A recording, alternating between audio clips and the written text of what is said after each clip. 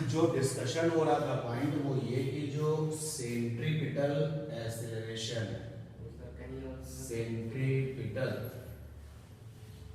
Centripetal force, ये नया force नहीं है,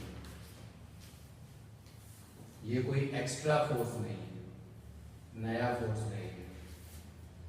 ये फोर्स किसी सिस्टम में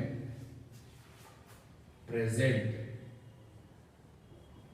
फोर्सेस से मैनेज हो जाएगा, मैनेज हो जाएगा। जैसे tension, weight, tension, weight, friction, friction यानी घर्षण, टेंशन तनाव, वेट भार, फ्रिक्शन घर्षण, इलेक्ट्रिक फोर्स विद्युत बल। इलेक्ट्रिक फोर्स की बात हो रही है तो विद्युत धारा फोर्स में तो आएगा नहीं, तो अभी हम फोर्सेस की बात कर रहे हैं, ठीक है। इलेक्ट्रिक फोर्स, विद्युत बल और मैग्नेटिक फोर्स, चुंबकीय बल, मैग्नेटिक फोर्स, चुंबकीय बल। तो जितने हमने नाम लिए हैं ये सब अलग अलग है। मतलब हम अगर आपसे ये बोलेंगे जो टेंशन है वो वेट होता है तो गलत बात है ना, टेंशन और वेट अलग अलग चीजें हैं। और घर्षण और वेट वाला जो फोर्स है वो अलग, ये सब अलग अलग फोर्सेस है। तो इस लिस्ट में सेंट्रीपिटल को शामिल मत करो। सेंट्रीपिटल कहता है कि जो तुम्हारे पास है हम उन्हीं में से अपने आप को क्या कर लेंगे, मैनेज कर लेंगे। कभी कभी हम उसी में से पूरा पूरा अपने आप को कन्वर्ट कर देंगे। जैसे कि अभी पिछली क्लास में आपने देखा कि जब इलेक्ट्रॉन को न्यूक्लियस के चारों तरफ चक्कर लगाना था तो जो इलेक्ट्रिक फोर्स था वो पूरा पूरा क्या बन गया था, सेंट्रीपिटल बन गया था। तो वही बात लिखी गई कि सेंट्रीपिटल फोर्स ये नया फोर्स नहीं है, ये फोर्स किसी सिस्टम में प्रेजेंट फोर्सेस से मैनेज हो जाएगा। अब इसका एग्जाम्पल है जिसमें हम बात करेंगे सर्कुलर मोशन की in vertical circle. Vertical circle, vertical circle का मतलब हो गया ऊर्ध्वाधर वृत्त। तो एक सर्कुलर मोशन होगा जो वर्टिकली होगा, सर्कल जो बनेगा वो वर्टिकली होगा। जैसे देखो अगर मैं एक सर्कल बनाऊं, ये हॉरिजॉन्टल सर्कल है, ये हॉरिजॉन्टल सर्कल है। अगर मैं ये सर्कल ऐसे बना दूं तो ये कैसा सर्कल है, वर्टिकल सर्कल है। तो इसके लिए हमने क्या किया, स्ट्रिंग ले ली और स्ट्रिंग के साथ में एक स्टोन जो है बांध दिया और इसको ऐसे घुमा दिया। वर्टिकल सर्कल में इसको घुमा दिया।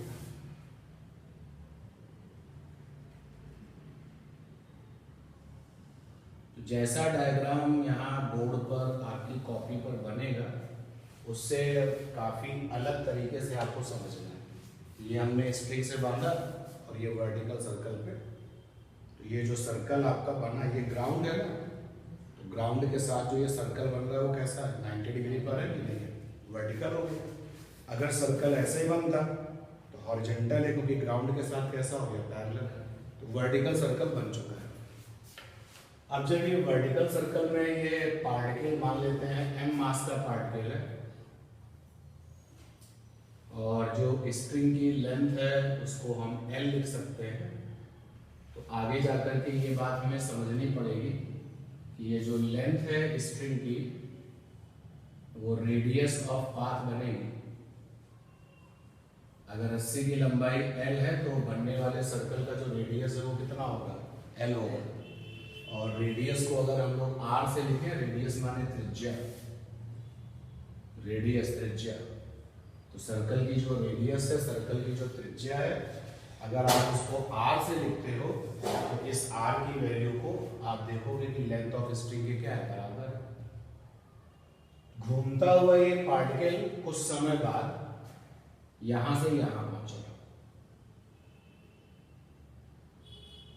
तो अपने इस सिचुएशन से इस सिचुएशन तक जाने में मान लिया कि रस्सी ने थीटा एंगल बनाया, ये हमारा स्टार्टिंग पॉइंट है, यहां से उसने स्टार्ट किया था। और साथ ही साथ ये जो स्टार्टिंग पॉइंट है वो सबसे लोवेस्ट पॉइंट भी है, ये भी आप देख सकते हो। यानी कि जब पार्टिकल यहां से यहां पहुंचेगा, फिर यहां पहुंचेगा, फिर यहां भी पहुंचेगा कभी ना कभी, ये कैसा पॉइंट है, हाईएस्ट पॉइंट है। यानी इससे ऊपर कुछ नहीं है और इससे नीचे कुछ नहीं है। तो ये वाला पॉइंट आपका लोवेस्ट है और ये वाला पॉइंट आपका हाईएस्ट है।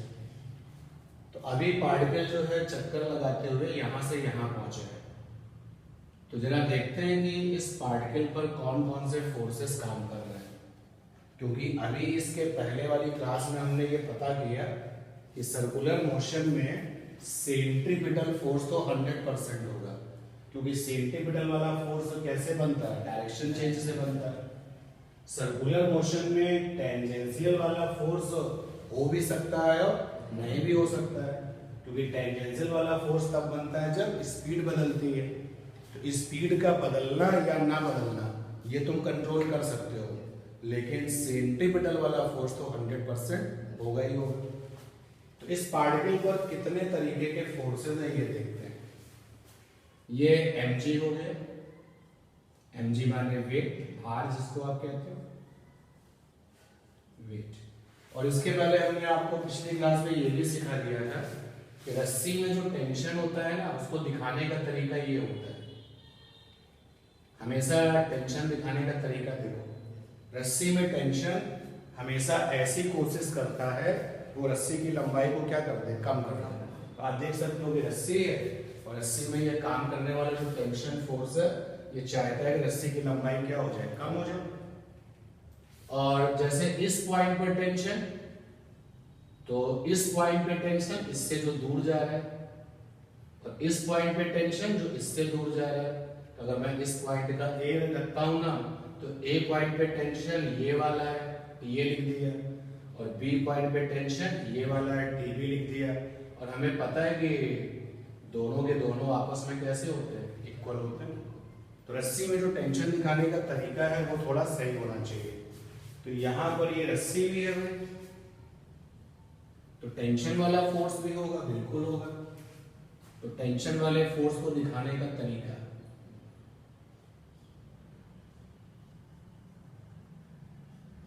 अब ये टेंशन इस पॉइंट पर है और ये टेंशन इस पार्टिकल पर है। और देखो इसके पास कौन सा फोर्स होगा, वेट हो गया, टेंशन हो गया, और कोई फोर्स होगा क्या, सोच के देखिए। कोई फोर्स और होगा, स्प्रिंग तो है नहीं। अगर स्प्रिंग होती तो स्प्रिंग वाला फोर्स भी आ जाता, चार्ज होता तो इलेक्ट्रिक वाला फोर्स आ जाता। अगर ये चक्कर लगाता हुआ पार्टिकल किसी सरफेस को छूता तो कांटेक्ट फोर्स आ जाता। कांटेक्ट फोर्स, जब कोई चीज किसी ऑब्जेक्ट को, जब कोई ऑब्जेक्ट किसी दूसरे के साथ टच करता है तो जहां पे टच करता है वहां पे क्या रहता है, कांटेक्ट फोर्स। समझते हो ना कांटेक्ट फोर्स, जिसको भी आप कैपिटल एन से रिएक्शन, प्रतिक्रिया बल भी कहते थे आप, नॉर्मल रिएक्शन के नाम से आप उसको जानते थे। तो ये जो चक्कर लगा रहा है पार्टिकल, क्या ये किसी सरफेस को छू रहा है, ये तो हवा में है। तो जब आप दिमाग के सारे घोड़े दौड़ा लोगे तो लास्ट में आप इसी नतीजे पर पहुंचोगे, जितने भी फोर्सेस इस पर लग रहे हैं सब आ चुके हैं। एक तो ये भार लग रहा है, वेट जिसको कहते हैं, और ये टेंशन। अब इन फोर्सेस के जरा कंपोनेंट करें, ये थीटा है, ये भी थीटा होगा। तो एक कंपोनेंट तो इधर आ जाएगा जो कि mg cos थीटा होगा, यहां पर mg cos थीटा, और एक कंपोनेंट ये आ जाएगा, ये क्या हो जाएगा mg sin थीटा।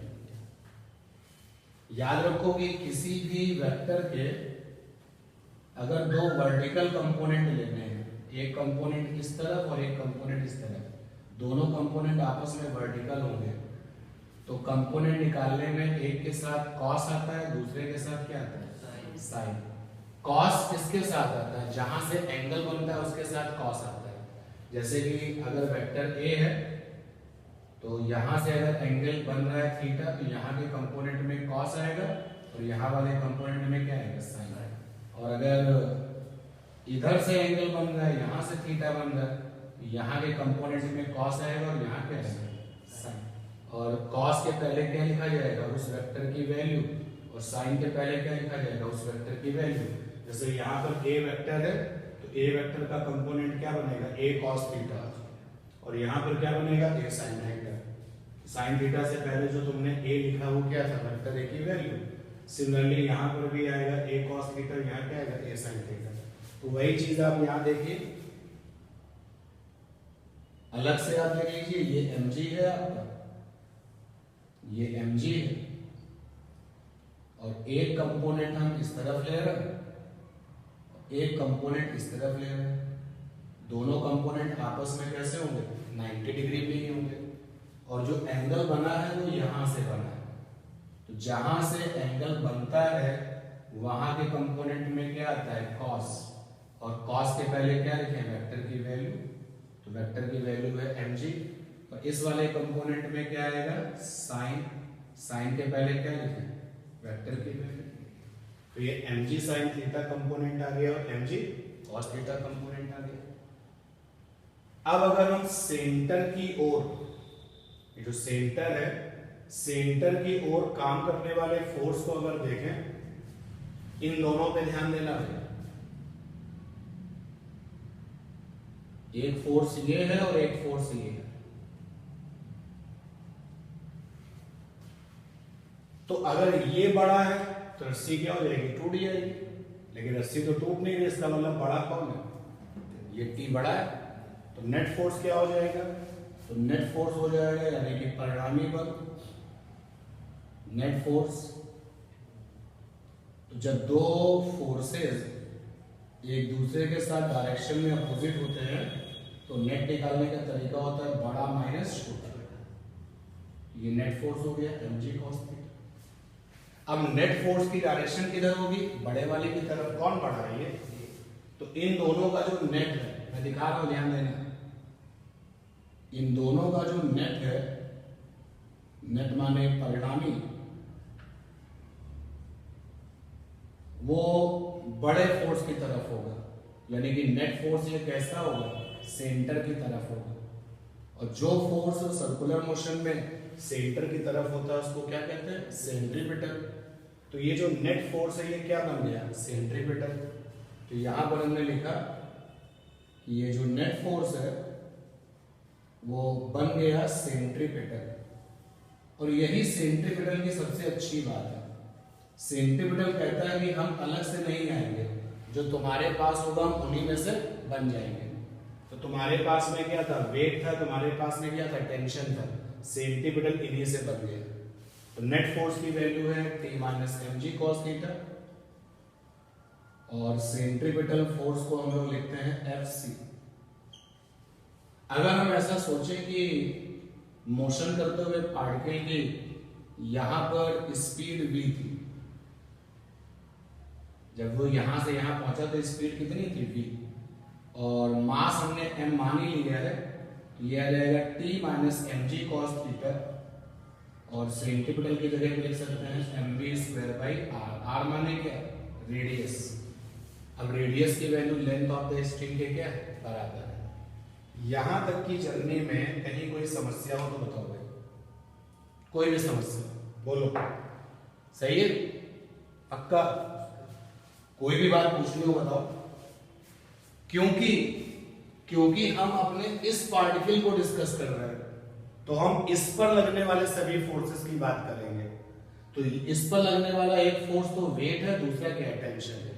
ये वाला टेंशन तो इसके पास है, जहां से पार्टिकल को आपने क्या किया हुआ है, रस्सी को जहां पर आपने पकड़ा हुआ है, तो पूरा मोशन तो होगा, पार्टिकल तो पूरा चक्कर लगाएगा, लेकिन जिस पॉइंट पर आपने इसको पकड़ा हुआ वो सपोर्ट कैसा फिक्स है, और यही पॉइंट क्या बन जाएगा, सेंटर।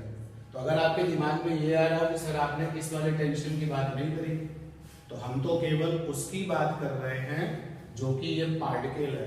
जब हम पार्टिकल की बात कर रहे हैं तो हम केवल किसकी बात करेंगे, पार्टिकल पर लगने वाले फोर्सेस। और पार्टिकल पर लगने वाले फोर्सेस की जो बात की जा रही है उसमें हमने mg को ले लिया है और टेंशन को भी ले लिया, और पहुंच चुके हैं रिजल्ट तक, mv² is equal to t minus mg cos theta. इसको इधर अगर भेज दो आप तो t बराबर हो जाएगा mv² और प्लस का mg cos theta.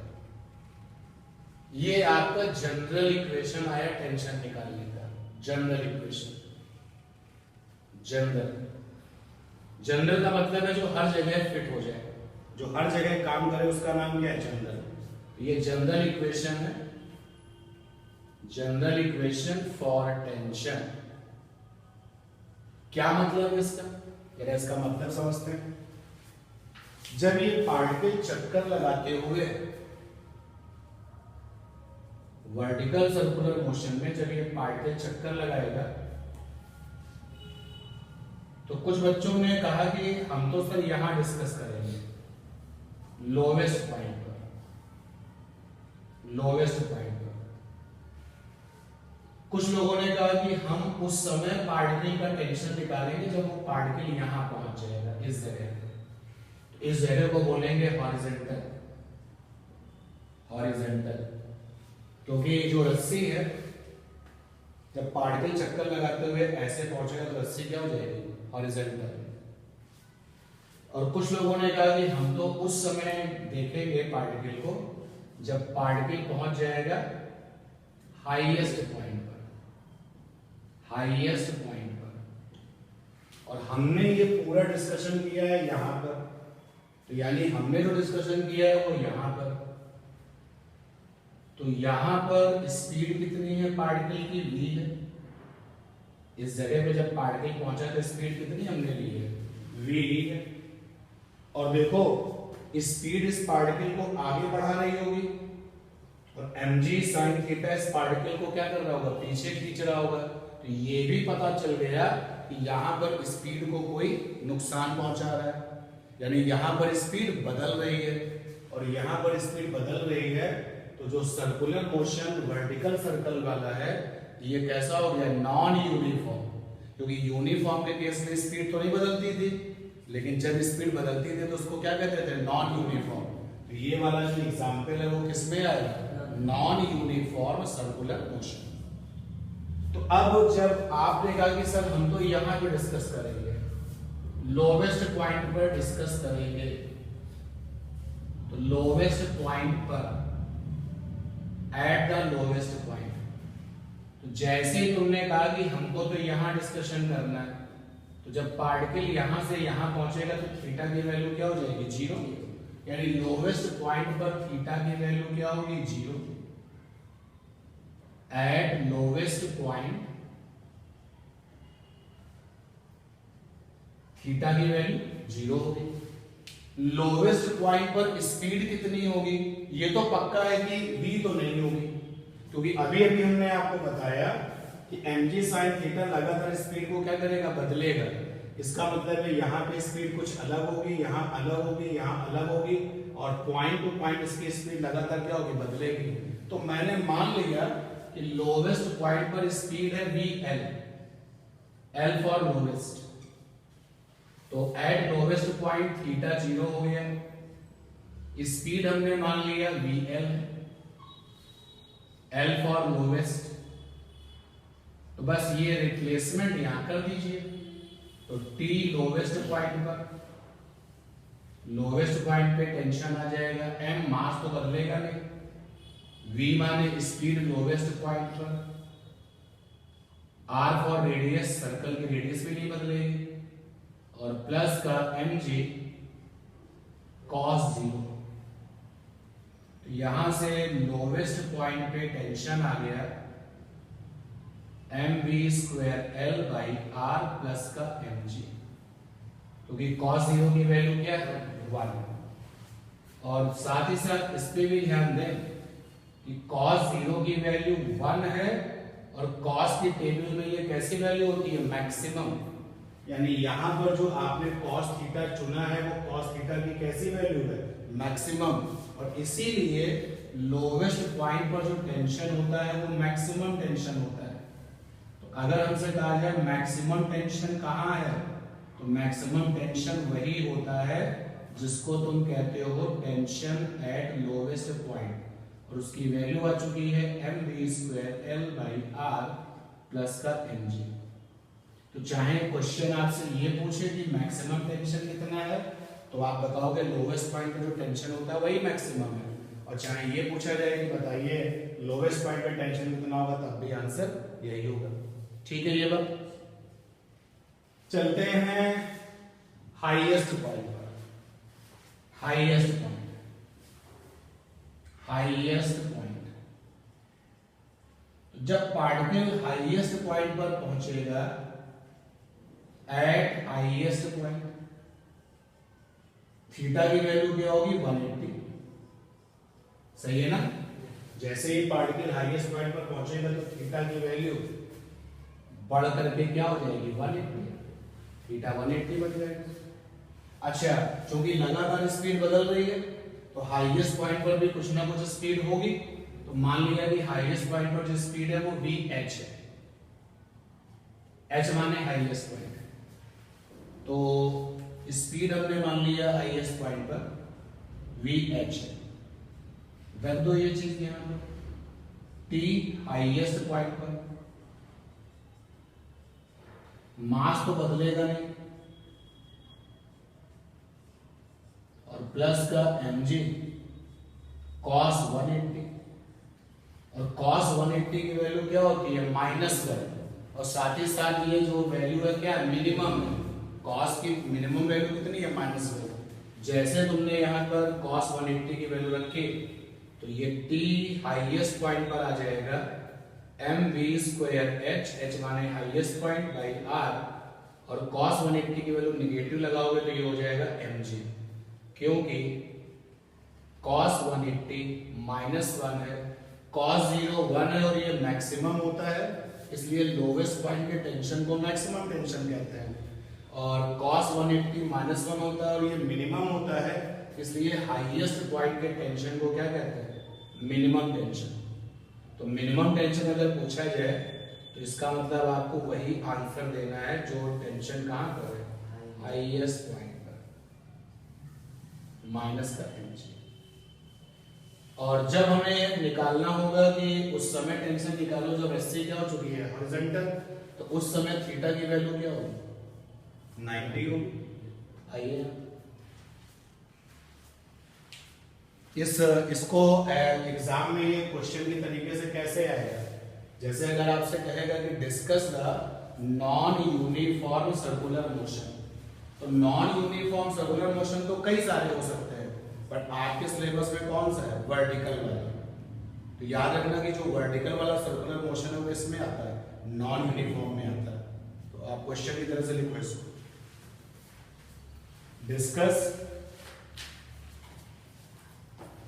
Discuss non uniform, discuss non uniform circular motion, discuss non uniform circular motion. इसको ऐसे भी लिख सकते हो और discuss vertical circular motion, discuss vertical circular motion.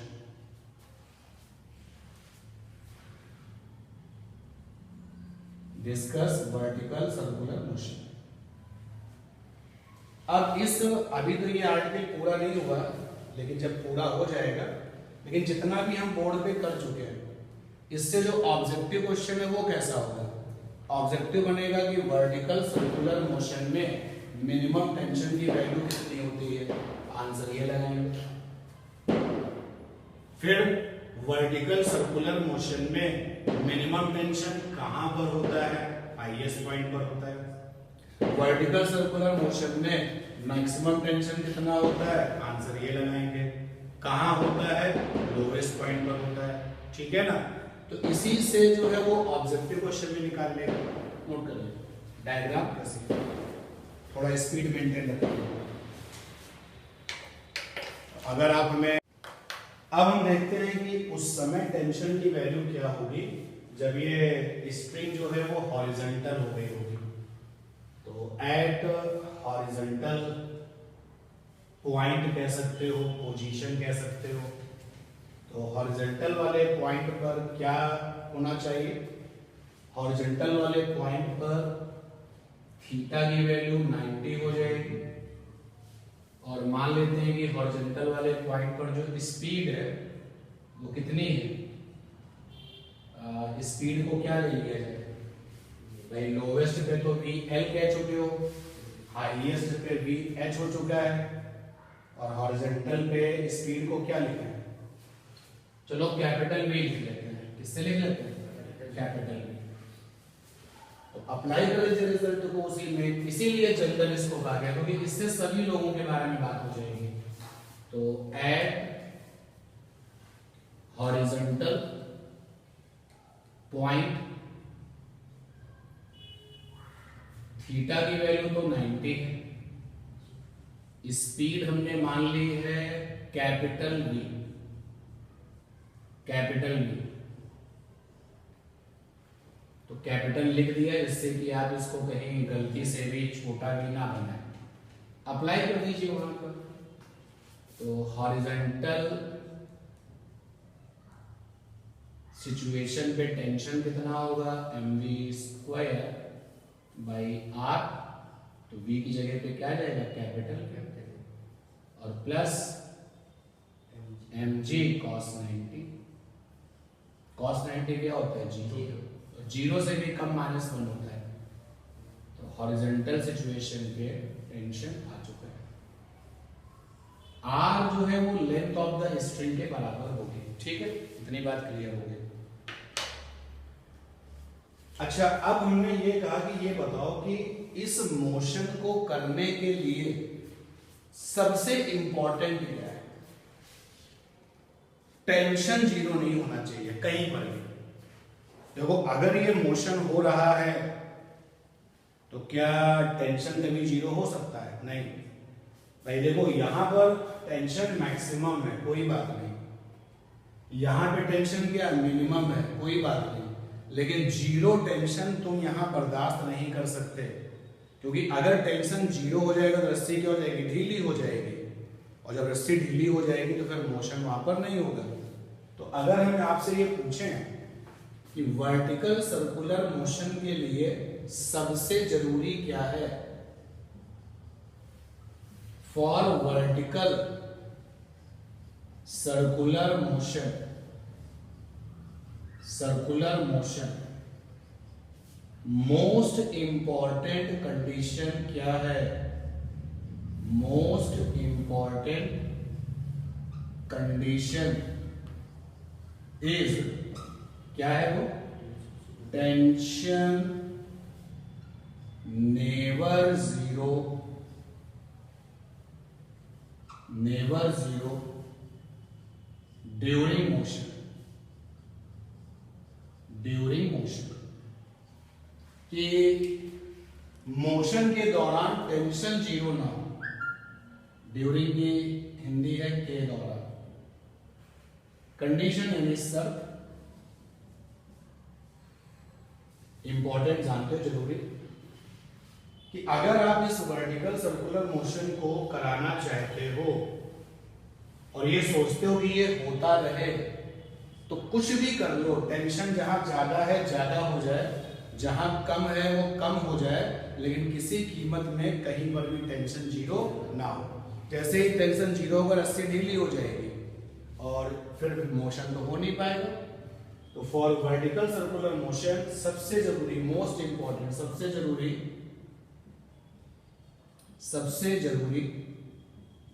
शर्त है टेंशन जो है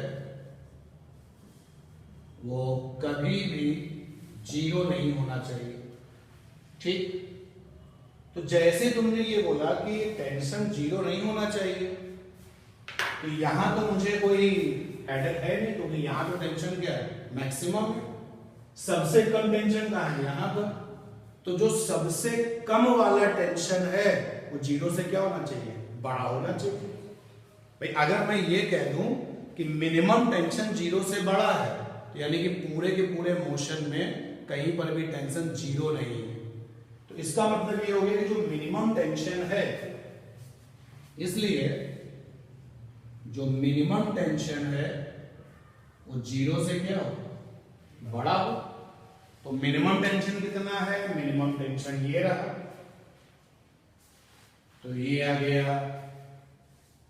mv²h, इस वाले h का मतलब हाईएस्ट पॉइंट का, और नीचे r, और माइनस का mg ग्रेटर देन 0, उधर भेजो इसको, mv²h/r greater than mg, m से m कैंसिल हो गया। तो देखो इस सिचुएशन में हाईएस्ट पॉइंट पर जो स्पीड है वो निकल के आ गई, मतलब आपको अंदाजा हो गया कि हाईएस्ट पॉइंट पर जो स्पीड है वो कितनी होगी, ये अंदाजा हो गया। तो यहां से निकल के आ गया v²h ग्रेटर देन gr, तो यहां से आ गया vh ग्रेटर देन √gr। अपनी बातों को अब अलग तरीके से कह सकते हो। अभी तक तो हम ये कह रहे थे कि भाई वर्टिकल सर्कुलर मोशन की सबसे जरूरी शर्त यह है कि किसी भी कीमत पर टेंशन 0 नहीं होना चाहिए। तो जो सबसे कम टेंशन जहां पर है वो क्या हो, 0 से बड़ा हो। और जब हमने ये कहा कि सबसे कम टेंशन 0 से बड़ा हो, तो वो हाईएस्ट पॉइंट पर मिला, और उस पॉइंट पर हमको ये भी मिल गया कि जो स्पीड है हाईएस्ट पॉइंट पर वो √gr से क्या है, ज्यादा है। बेटा दोनों तरफ का स्क्वायर रूट लेना पड़ेगा ना। देखो लेफ्ट हैंड में क्या लिखा हुआ है, v², दोनों तरफ का वर्गमूल लेना चाहिए, हमें तो vh चाहिए ना। तो जब इधर का वर्गमूल लेंगे तो vh आ जाएगा, इधर का जब लेंगे तो क्या आ जाएगा, √। ये लिख देते हैं हम square root both side, square root यानी वर्गमूल, वर्गमूल लेने पर स्क्वायर रूट बोथ साइड हमने लिया। ठीक है, क्लियर है ये बात। अब देखिएगा, अगर आपसे ये कोई कह दे कि हाईएस्ट पॉइंट पर स्पीड √gr से ज्यादा है, तुम तुरंत समझ जाओगे कि मोशन होगा, मोशन होगा। और अगर कहता है कि हाईएस्ट पॉइंट पर स्पीड √gr से कम है, तो वर्टिकल सर्कुलर मोशन नहीं होगा। क्योंकि जब ये बात आप कहते हो कि √gr से ज्यादा है, इसका मतलब है टेंशन 0 नहीं है। यार दोनों चीजों को आपस में कनेक्ट करो। जब आपने ये कहा तभी तो ये निकल के आई है बात। तो जब आप ये कहते हो कि मोशन होने के लिए मिनिमम टेंशन 0 से बड़ा हो, तो इसी बात से तो ये निकल के चीज आई है। तो अब आप ऐसे भी तो कह सकते हो कि वर्टिकल सर्कुलर मोशन होने के लिए हाईएस्ट पॉइंट पर स्पीड की वैल्यू √gr से क्या होनी चाहिए, ज्यादा होनी चाहिए। √gr से क्या होनी चाहिए, ज्यादा होनी चाहिए। ये बात समझ पा रहे हो ना। अच्छा, अब हमने क्या किया कि अगर हाईएस्ट पॉइंट पे टेंशन 0 हो जाए तो, अभी तो हमने कहा कि हाईएस्ट पॉइंट पर टेंशन जो है सबसे कम है और वो 0 से क्या है, बड़ा है। तो अगर हाईएस्ट पॉइंट पे टेंशन 0 हो जाए तो क्या हो जाएगा, जरा ध्यान देना, सिचुएशन पे गौर करें। वर्टिकल सर्कुलर मोशन चला, ये यहां से स्टार्ट हुआ, यहां से, फिर ये यहां पहुंचा,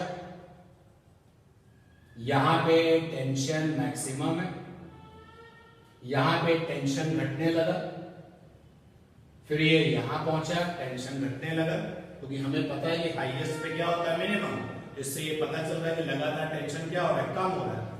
फिर वो मोशन यहां पहुंचा, टेंशन और कम हो गया, फिर यहां पहुंचा, टेंशन और कम हो गया, यहां पहुंचा, टेंशन और कम हो गया, यहां पहुंचा, टेंशन और कम हो गया, यहां पहुंचा, टेंशन और कम हो गया, और यहां पहुंचा और हम कह रहे हैं कि टेंशन क्या हो गई, अच्छी हो गई। तो अगर हम ऐसा सोचते हैं कि टेंशन जीरो हो गया, रस्सी ढीली हो जाएगी ना, और तब ये पार्टिकल जब रस्सी ढीली हो जाएगी तुरंत झटके के साथ क्या देगा, नीचे। तो यहां पर वर्टिकल सर्कुलर मोशन पूरा नहीं हुआ, कैसा हुआ, आधा हुआ। कैसा हुआ, आधा। देखो अगर यहां पे टेंशन जीरो नहीं होगा तो फिर ये आगे भी होकर के पूरा सर्कल बना देगा, पूरा सर्कल बना देगा। तो जो ये वाली कंडीशन है, जब टेंशन जीरो नहीं है तो सर्कल कैसा बन रहा है, पूरा। लेकिन जब टेंशन जीरो हो जाएगा तो फिर वर्टिकल सर्कुलर मोशन का सर्कल कैसा होगा, आधा। तो जरा इस सिचुएशन को क्लियर किया ना आपने, तो ध्यान दे इधर क्या सीखने को मिला कि when tension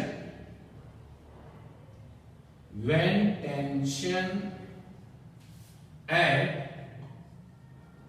highest point, सबसे ऊंचा वाला जो पॉइंट था, ये तो लोवेस्ट था, ये लोवेस्ट है और ये हाईएस्ट है। तो when tension at highest point is 0, तब वर्टिकल सर्कुलर मोशन आधा होगा,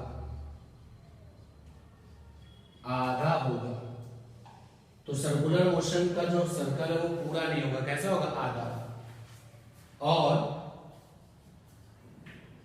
हाईएस्ट पॉइंट पर जो रस्सी है, स्ट्रिंग ढीली हो जाएगी,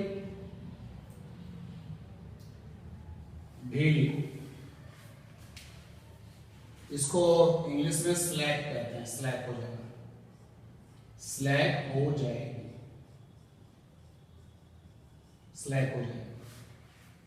ठीक है। ये बात, इतनी बात समझ में आ गई।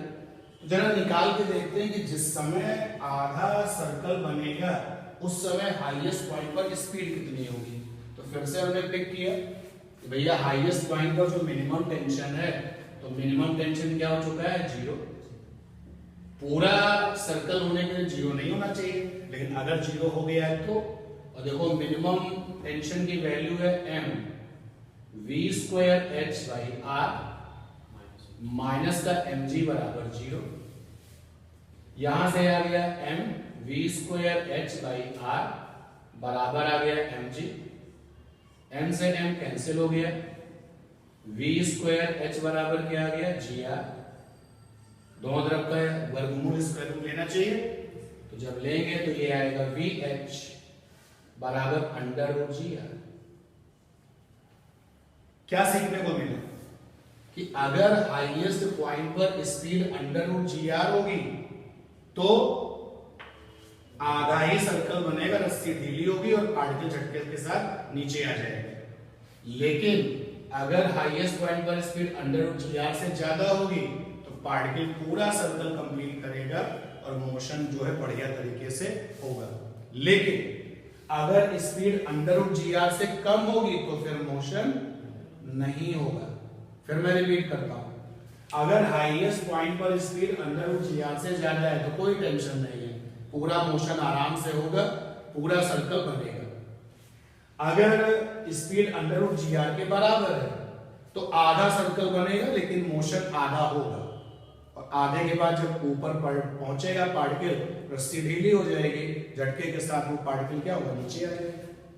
लेकिन अगर √gr से कम स्पीड होगी तो वर्टिकल सर्कुलर मोशन नहीं होगा। यानी कि वर्टिकल सर्कुलर मोशन कराने के लिए स्पीड की वैल्यू कम से कम कितनी होनी चाहिए, √gr। और इस सिचुएशन पे आधा सर्कल तो बन जाएगा। अगर अंडर रूट जी आर से ज्यादा हुआ तो पूरा बन जाएगा। इस अंडर रूट जी आर से कम स्पीड आप बर्दाश्त नहीं करोगे। इस अंडर रूट जी आर को कहते हैं क्रिटिकल स्पीड। ये वर्टिकल सर्कुलर मोशन में क्रिटिकल स्पीड क्या है? वर्टिकल सर्कुलर मोशन में क्रिटिकल स्पीड वो स्पीड है हाईएस्ट पॉइंट पर जिससे कम हुआ तो सर्कुलर मोशन होगा ही नहीं, जिससे ज्यादा हुआ तो सर्कुलर मोशन पूरा होगा, और जिसके बराबर हुआ तो सर्कुलर मोशन आधा होगा। तो क्रिटिकल स्पीड की जो डेफिनेशन है वो क्या बनाओगे? हिंदी में इसको कहते हैं क्रांतिक चाल। अपने अपने तरीके से बनाओ क्रिटिकल। एक अलग से अगर आपसे पूछा जाए कि इन वर्टिकल की हिंदी क्या है भाई? ऊर्ध्वाधर। In vertical circular non uniform motion what is critical speed? What is critical speed? Speed कह सकते हो, वेलोसिटी कह सकते हो, और ये VC से लिखी जाती है। VC, C for critical. तो सुनिए इसकी डेफिनेशन क्या है। क्रिटिकल स्पीड है अंडर रूट जी आर के बराबर। इससे कम होगा तो सर्कुलर मोशन वर्टिकल वाला नहीं होगा, इससे ज्यादा होगा तो सर्कुलर मोशन वर्टिकल वाला पूरा सर्कल के साथ होगा, और इसके बराबर अगर है तो फिर आधे के साथ होगा। तो लिख सकते हैं यहां पर critical speed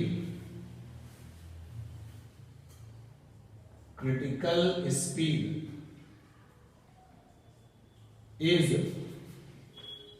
such speed at highest point,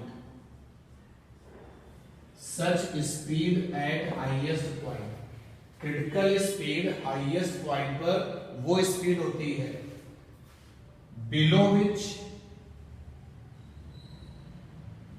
विच यानी जिसके नीचे vertical circular motion not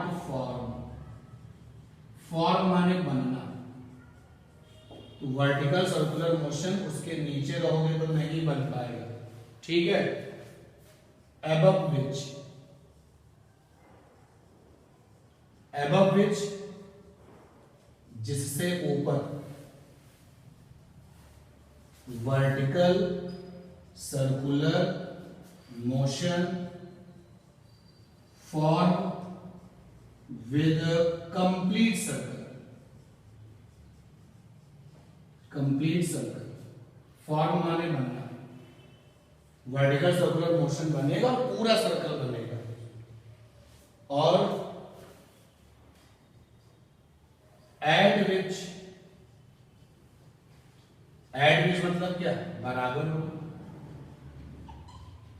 vertical circular motion form with half circle. ठीक है, डेफिनेशन क्लियर। और VC की वैल्यू क्या है? Under root g r. तो हाईएस्ट पॉइंट पर स्पीड अगर इसके बराबर है तो आधा सर्कल बनेगा, इससे ज्यादा है तो पूरा सर्कल बनेगा, इसके नीचे है तो फिर मोशन नहीं होगा। ले लीजिए, कहीं कोई दिक्कत हो बताइए। फिर एक छोटा सा एप्लीकेशन और है सर्कुलर मोशन में, बैंकिंग ऑफ रोड।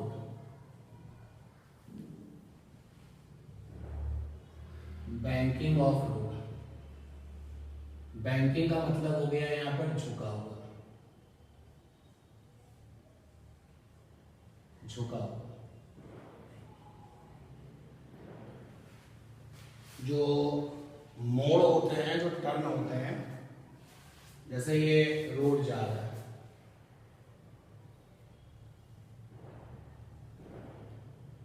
और आगे जाकर के इसको मोड़ना है।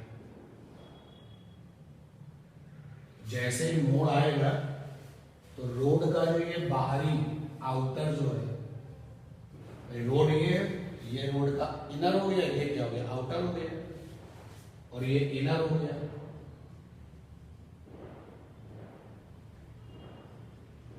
इनर मतलब अंदर वाला, आउटर मतलब बाहर वाला। आउटर जो है वो ऊंचा होता है और इनर कैसा होता है, नीचा होता है। अगर ऐसा है तो हम कहते हैं कि रोड में क्या की गई है, बैंकिंग की गई है। इसका फायदा क्या है? अगर हम लोग इसको थोड़ा सा यहां इस तरीके से दिखाएं,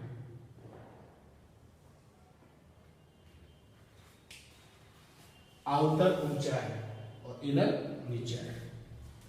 ये आउटर है और ये इनर है, और है तो ये रोड है, ये रोड है। और सभी में जैसे ट्रेन का जो ट्रैक होता है ना, वो भी जब होता है तो ट्रेन चल रही है, जो अंदर वाली पटरी है वो नीचे होगी और जो बाहर वाली पटरी है वो ऊपर होगी। तो आउटर वाला जो हिस्सा है वो ऊपर रखते हैं और ये नीचे जो रखते हैं इनर वाला हिस्सा। क्या फायदा है इससे, ये देखना है। और ये फील आए कि आउटर ऊंचा है, इनर नीचे है। ये देखिए थीटा एंगल है इसका, बैंकिंग एंगल थीटा है। ये ऊंचा है, ये नीचा है, तो ऊंचे को और नीचे को मिला दो, और ये मिलाने वाली लाइन हॉरिजॉन्टल से कितना एंगल बना रही है उसको बोलते हैं बैंकिंग एंगल। तो आउटर वाला पॉइंट ऊंचा है और इनर वाला पॉइंट कैसा, नीचा है। दोनों को मैंने एक लाइन से मिलाया, और लाइन से मिलाने के बाद पता किया कि हॉरिजॉन्टल से कितना एंगल है, तो ये थीटा यहाँ पर क्या है, बैंकिंग एंगल है। थीटा को कहते हैं बैंकिंग एंगल, बैंकिंग एंगल। आप देखते हैं इस बैंकिंग का फायदा क्या है। जैसे कोई ऑब्जेक्ट यहां पहुंचा, ये कोई ऑब्जेक्ट यहां पर पहुंच गया,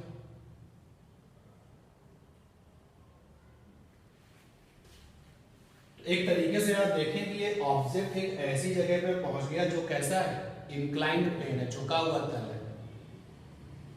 ये जब रोड जो है, आप इस सिचुएशन को समझो, जो मेरा हाथ का एक्शन है, ये नीचा है और ये ऊंचा है तो पूरा रोड है ना। जब कोई ऑब्जेक्ट पहुंचेगा तो थोड़ा सा ऐसे लगेगा ना कि वो तिरछे प्लेन पर रखा हुआ है। तो इस तरीके की सिचुएशन कुछ इस तरीके की रहेगी।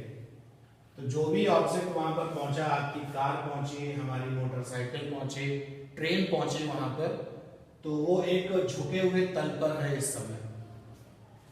क्या क्या काम कर रहा होगा, एक तो काम कर रहा होगा इस पर इसका वेट, वेट यानी कि भार। और अब हमें पता होना चाहिए, भाई देखो पूरी क्लास इस बात पे ध्यान दे कि जो कांटेक्ट फोर्स है, कांटेक्ट फोर्स, कांटेक्ट की हिंदी है संपर्क। तो कांटेक्ट फोर्सेस तब बनते हैं जब दो सरफेसेस एक दूसरे को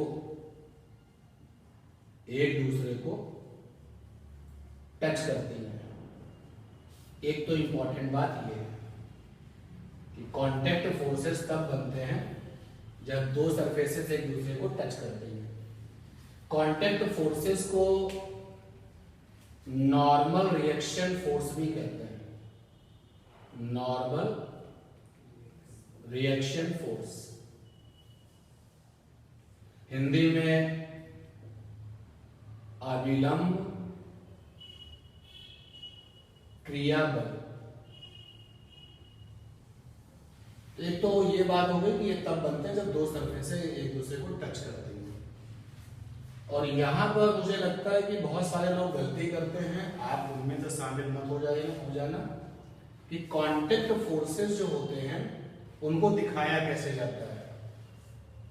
तो कांटेक्ट फोर्सेस म्यूचुअल का मतलब है परस्पर, कि हमने तुम पर फोर्स लगाया, तुमने हम पर फोर्स लगाया, ये मतलब है। तो कांटेक्ट फोर्सेस परस्पर होते हैं और हमेशा कॉन्टैक्टिंग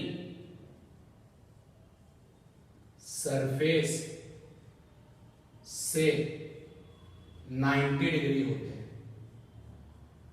90 डिग्री होता है। जैसे मान लो कि एक बॉक्स ये है, ए नाम है इसका, और दूसरा बॉक्स ये है, इसका नाम बी है।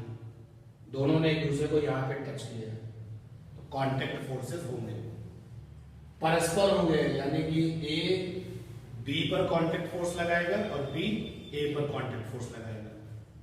कांटेक्ट फोर्सेस हमेशा 90 डिग्री पर होंगे।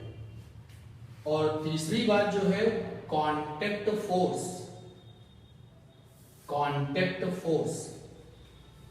जिस पर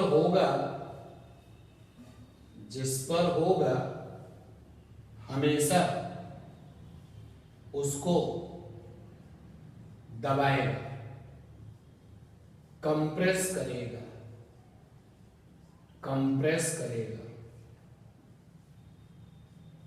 दबा।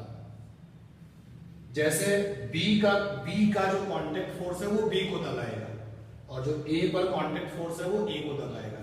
तो हम तो आपको ये सजेस्ट करेंगे कि जब तुम्हें कभी कांटेक्ट फोर्स दिखाना हो ना, तो कांटेक्ट सरफेस पर दो छोटे छोटे तीर बनाना। तीर तुम्हारी सरफेस को तोड़ के नहीं जाने चाहिए। देखो ये कांटेक्ट सरफेस है, ये वाला तीर यहां खत्म हो गया, ये वाला तीर यहां खत्म हो गया, ठीक है। दो छोटे छोटे तीर बना लो। अब देखो ये वाला तीर किसको दबा रहा है, बी को, तो ये नॉर्मल रिएक्शन है बी पर, और ये वाला तीर किसको दबा रहा है, ए को, तो ये नॉर्मल रिएक्शन है किस पर, ए पर। अभिलंब क्रिया पर दोनों बराबर होते हैं, वैल्यू में दोनों बराबर होते, लेकिन दिखाने का तरीका पहले सीखो। और मैं बनाता हूं, देखो डायग्राम। ये एक बॉक्स है, इसका नाम सी है, एक बॉक्स ये है, इसका नाम डी है, एक बॉक्स ये है, इसका नाम ई है। तो क्या तरीका है, गलती नहीं होगी करने की। जहां पर कांटेक्ट हो रहा है वहां पर दो तीर बनाइए 90 डिग्री पर। तीर जो है वो कांटेक्ट सरफेस से पार मत निकालिए, नहीं तो आगे फंस जाएंगे। दो तीर बन गए। अब देखो ये वाला तीर किसको दबा रहा है, सी को, तो ये नॉर्मल रिएक्शन है सी पर, और ये वाला किसको दबा रहा है, नॉर्मल रिएक्शन डी पर। यानी कि मुझ पे कांटेक्ट फोर्स मुझे दबाएगा, तुम पर कांटेक्ट फोर्स तुमको दबाएगा। कांटेक्ट फोर्स जिस पर होता है हमेशा वो उसको दबाता है। तो इसको एडजस्ट कैसे करें, डायग्राम बनाते समय इस बात का ध्यान कैसे रखें। तो हर चीज लिखा पाना पॉसिबल नहीं है, जैसे मैं जो बता रहा हूं उसको लिखा नहीं रहा हूं कि जो कांटेक्ट सरफेस है उस पर आप छोटे छोटे दो तीर बना दीजिए 90 डिग्री पर, 90 डिग्री पे बना दीजिए, और वो तीर है वो सरफेस से बाहर मत निकालिए, नहीं तो फंस जाओगे। उसके बाद में जो जिसको दबा रहा है वो उसका कांटेक्ट फोर्स है। अब जैसे वैल्यू में दोनों बराबर होंगे, अगर ये इस वाले नॉर्मल रिएक्शन की वैल्यू 50 है तो इसकी भी कितनी होगी, 50। सिमिलरली यहां पर आप देखिए, ये यहां कांटेक्ट हो रहा है, तो जो दो छोटे छोटे तीर बनाइए, तीर कांटेक्ट सरफेस के आर पार ना हो, सरफेस में जाके खत्म हो जाए। बताओ ये किसको दबा रहा है, ये एन ई हो गया, ये किसको दबा रहा है, समझ गए ना। चलो आ जाते हैं यहां वापस। यहां पर भी कांटेक्ट फोर्स होगा, ये देखिए कांटेक्ट फोर्स मैं दिखा रहा हूं, ये तो दो छोटे छोटे एरो लगा दीजिए, एक एरो ये, एक एरो ये, ठीक। ये वाला तीर किसको दबा रहा है? रोड को, हाँ या ना? ये वाला तीर रोड को दबा रहा है, तो ये नॉर्मल रिएक्शन है किस पर? रोड पर, ठीक है। और ये वाला तीर किसको दबा रहा है? तुम्हारी कार को, ट्रेन को, ऑब्जेक्ट को, यानी जो भी उस मोड़ पे पहुंचा है। तो ये वाला जो नॉर्मल रिएक्शन है, ये वाला, ये किस पर है? चलो कार मान लेते हैं, C फॉर कार। हमने मान लिया कि ये उस बैंकिंग रोड पे कौन पहुंच चुका है? कार। क्लियर ये बात? पक्का? अब हमें केवल डिस्कशन करना है किसके बारे में? कार के बारे में। तो जब हम डिस्कशन करेंगे केवल कार के बारे में, तो जो कार पर लगने वाले फोर्स हैं केवल उनकी बात करें। एक डायग्राम अलग से बना लिया, देखोगे ये कार है, ये कार है, कार पर नॉर्मल रिएक्शन लग रहा है, नॉर्मल रिएक्शन लग रहा है। मान लिया कार पर लगने वाला अभिलंब क्रिया बल N, तो अगर कार के नॉर्मल रिएक्शन की वैल्यू N है, तो रोड पर भी लगने वाले की वैल्यू कितनी होगी? N। और कार पर कौन सा बल काम कर रहा है? फोर्स काम कर रहा है, mg काम कर रहा है। और कोई फोर्स काम कर रहा है क्या? नहीं, सारे आ गए। मैं अब केवल कार के बारे में सोच रहा हूं, तो ध्यान दे भाई, ये थीटा है, समझना बात को, ये थीटा है। वेट जो है वो थोड़ा सा सही कर लेते हैं, क्योंकि वेट हमेशा वर्टिकली होता है, ऊर्ध्वाधर होता है, नीचे की तरफ होता है। अब मुझे लगता है कि सही बना होगा, ठीक है, लग रहा है ठीक है।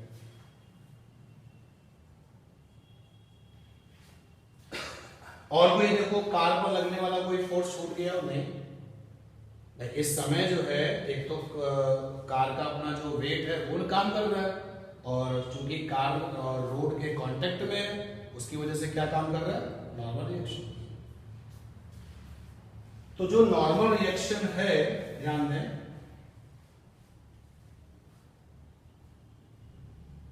अगर मैं इसके पैरेलल एक लाइन बना लूं, तो ये एंगल भी थीटा हो जाएगा, हाँ या ना? हो जाएगा, नहीं हो जाएगा? हो जाएगा पक्का? या फिर मुझे डिस्कस करना है यार। ये दो पैरेलल है, ये दो लोग पैरेलल है, थीटा होगा कि नहीं होगा? चेक करो। ऐसे मत बोल देना कि नहीं नहीं, हाँ हो जाएगा। ये देखो 90 है, ये 90 है, क्योंकि नॉर्मल रिएक्शन कॉन्टैक्टिंग सरफेस से क्या बनाते हैं? 90। ये एंगल चलो हमें चाहिए, अभी हटा देते हैं, कितना होगा अभी डिसाइड करते हैं। अब देखो ये वाला एंगल कितना है, देखो ये आपका थीटा है, तो ये भी थीटा होगा, बोलो। अब ये थीटा होगा, तो ये वाला एंगल कितना आएगा? 90 माइनस थीटा। थीटा नहीं आएगा, 90 माइनस थीटा। देख लो, इस पूरे ट्राइंगल को लिया मैंने, ये ए और ये, देखो ये थीटा है, तो ये थीटा है संगत कोण, करस्पॉन्डिंग एंगल, और इस वाले ट्राइंगल में ये हो गया 90, तो ये थीटा के कितना आ गया?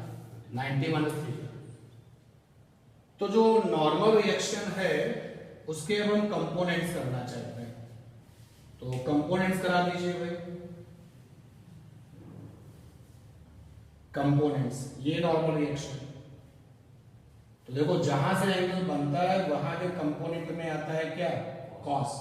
ये आ जाएगा n cos 90 माइनस थीटा, और ये जो है वो क्या आ जाएगा? n sin 90 minus theta. तो देखो ये जो n sin 90 माइनस थीटा है वो mg से क्या करेगा? लड़ेगा। तो n sin 90 माइनस थीटा बराबर किसके, mg के, और sin 90 माइनस थीटा क्या होता है, cos theta, n cos theta बराबर आ गया mg, इक्वेशन। अब रह कौन गया, n cos 90 माइनस थीटा। तो जैसे जैसे ये आपकी कार मुड़ रही होगी ना, ये ऐसे कार मुड़ रही होगी, तो जब आप देखोगे कि ये n cos 90 माइनस थीटा कैसा है, तो पता चलेगा कि n cos 90 माइनस थीटा कैसा है, सेंटर की ओर है। कैसा है, सेंटर की ओर। मैं यहां पर इसको दिखाता हूं, देखो ये कार ऐसे जा रही है, ये कार ऐसे जा रही है, तो यहां कहीं पर आपके उस बनने वाले सर्कुलर पाथ का सेंटर होगा, तो n cos 90 माइनस थीटा कैसा होगा, सेंटर की तरफ। जब आप बहुत अच्छे से डायग्राम बनाओगे तो आपको ये दिखने लगता है कि n cos 90 माइनस थीटा की डायरेक्शन कैसी है, सेंटर की तरफ। और जो लोग सेंटर की तरफ है वो क्या कहलाते हैं, सेंट्रीपिटल। जो लोग सेंटर की तरफ है वो क्या कहलाते हैं, सेंट्रीपिटल। अगर मैं डायग्राम और थोड़ा सा जनरल में बनाने की कोशिश करूं, देखोगे ये मैंने एक डायग्राम बनाया, कार ये जा रही है, कार ये जा रही है, ये कार जा रही है, तो इस वाले रास्ते का सेंटर यहां कहीं होगा। सेंटर ढूंढना कोई बड़ी बात नहीं है, ढूंढा जा सकता है, लेकिन मैंने अंदाजे से बताया कि यहां कहीं होगा। अब जरा सेंटर देख लो और इस n cos 90 माइनस थीटा को देख लो, कार पर लगने वाला ये किधर है, सेंटर की तरफ है।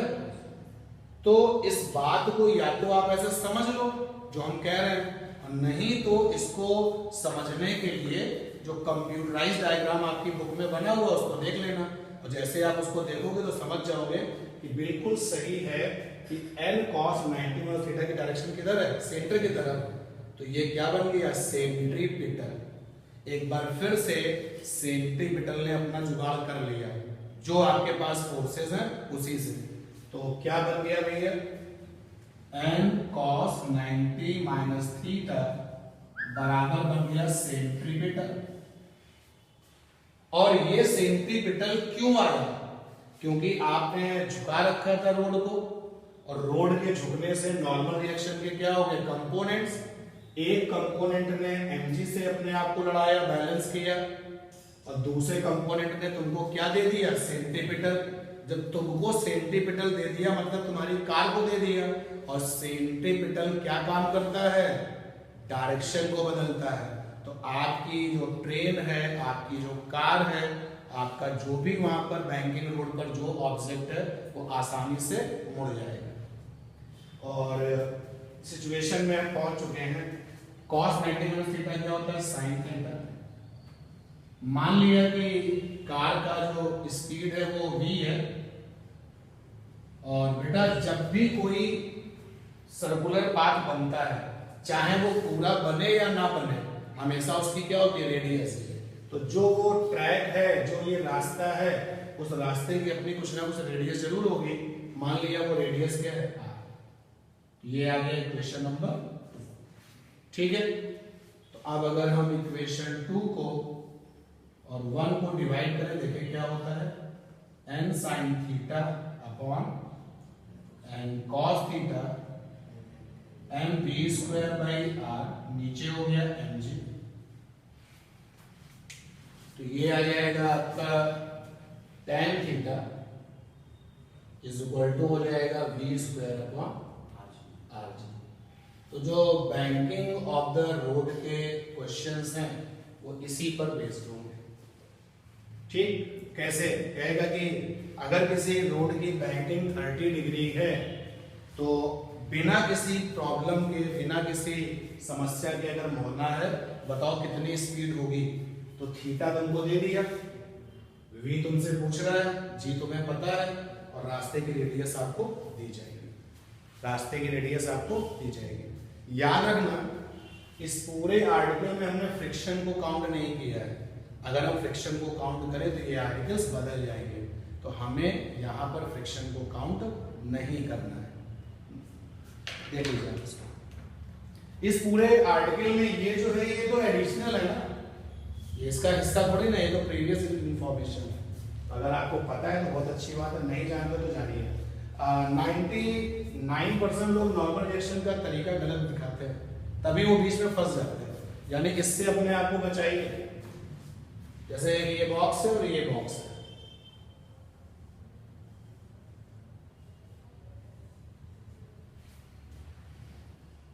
गलत हो गया, फील नहीं आता, तो आप जो नॉर्मल रिएक्शन दिखाएं वो उसी तरीके से दिखाएं जैसे कहा गया। ठीक है।